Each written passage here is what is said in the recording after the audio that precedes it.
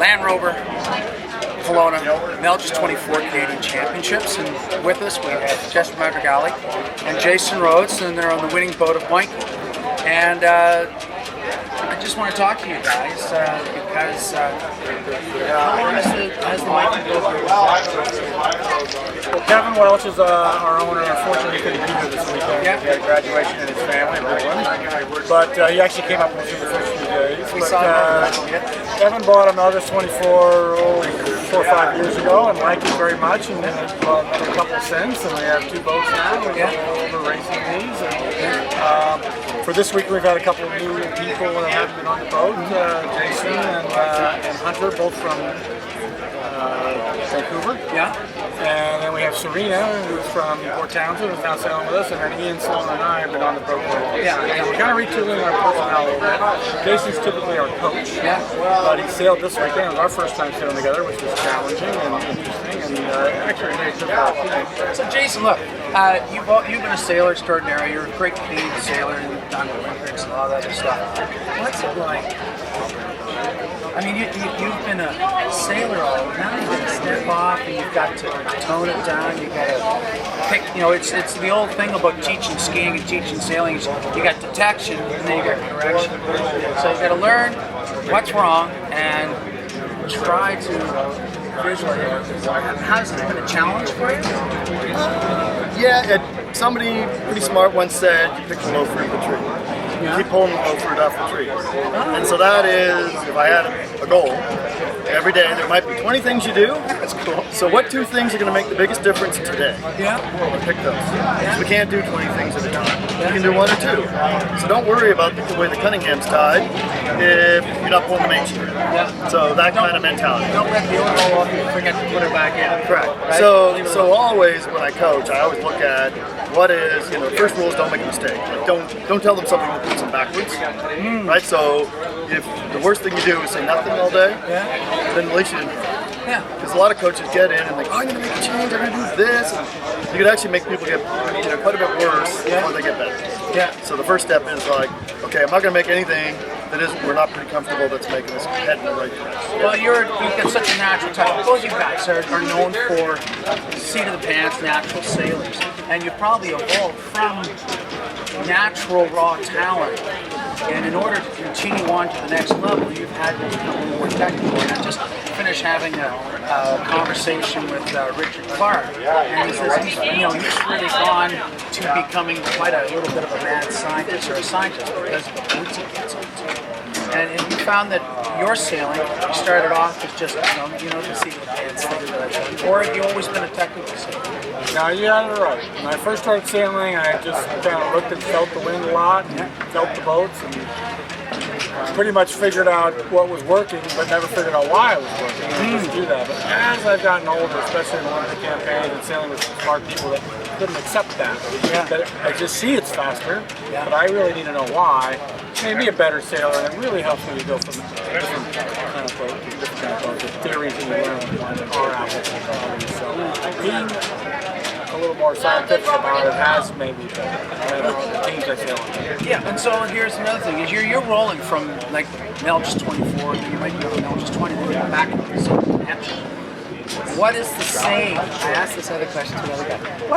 What's the same? It's a boat, and flat, hard sails and flat water and full twisty sails and bumpy water kind of work on a lot of boats. So And things like tunes, that. aluminum braid, carbon. Yeah, but it's still, sheeting angles and head stay sag and sail shapes and twists, profiles, and all those things are applicable. It's a little bit different feel to boats with the underwater profiles, but you figure that part out. But a lot of it is adaptable. You know the chronic mid-packers. What do you think they can do to get there? Actually, I'll put it a different way. Okay. The most talented people I've ever sailed with feel boats, balance. So no matter what boat you're sailing, to use your comment about boats, no matter what boat you're sailing, it has to balance. It must balance. If you've got too much weather helm or too much lee helm or too much drag because the main's full, the boat's not going to sail. So if you look back in the pack, you look at a boat and you're like, oh gracious, that boat must feel horrible. The way the boat is set up, It has to feel normal. And I always used to think, wouldn't it be wonderful if you could step on the skis of the best skier in the world and know what he feels those skis feel like going into a corner? Same thing with a guy like Jeff steering the boat, he can just feel it. Or a Carl Bucket, I just feel it. This is how it feels great. And I think, How do you get that? I think that, well, no, there's two things. So one of the things is get a guy like Jeff Madrigali or somebody great, Al Barnes, if you're local, here, set up my boat, get it to feel right, hand the helm to the person and go, this is what you want to feel. This is the feel. And then every time it doesn't feel like this, change it until it does. And I think feel is balance. So coaching. Yeah. But I think, so then you're sort of, so you have to, a bit you have to self-coach yourself. But part of that is, you know, you bring somebody on who can give you, this is how the boat should feel right now. You get guys here that, you know, they are highly educated, very, very smart guys, and they want to fast track it. So they're trying to say, okay, I got to get the tune to such and such, got to get the tune to here, I got to have the rope to here, I got to have the string to here, and everything like that. And they get all wound up to that. Do you have any suggestions for them? Start with balance, start with feel, then mark. Then mark. Then mark. This is how the boat feels pretty good. Mark everything. And if you'll ask Jeff, I'm walking around with a felt pen. As soon as we kind of get the boat feeling good, I mark everything from the jib Cunningham to the outhaul to the traveler to the main sheet to the jib sheets. So when we go upwind in that same 8 knots again, we know that that was darn close. What would you give for 4 points or whatever points to Well, for the you world? mentioned mid-pack boat. Yeah. It's impossible to know exactly what each program might benefit the most from. The one thing that all programs will benefit from is brutal, honest evaluation of what's going on. And who would do that? Somebody on your boat or if a coach, but somebody has to figure it out. So if you're going out there and you're getting results that you're not happy with, you got to figure out why. You can't just go back and go do it again the same way and get the same result because called insanity. something's got to change. Insanity, it is. So, Absolutely.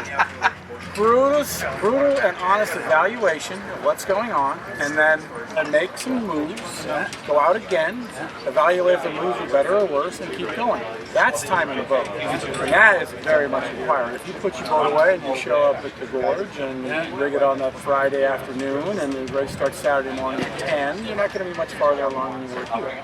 So you get back what you put in.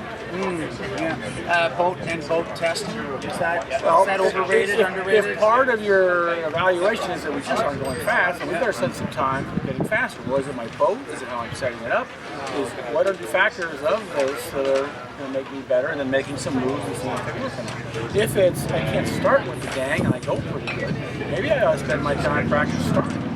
Or I can't get the spinnaker down to the fluid mark because, you know, we came in there and we drug it and we passed this. Or do we need to practice going around marks? But get together as a group, sit down and have a meal or a beer, talk over how it went that day, every day, do this religiously, and then as a group, decided what changes we're going to do. It's also critical. Thank you very much, Joe. Okay, thank you. Thank you much, Jason. It's always been a pleasure. All right, guys. Thanks a lot.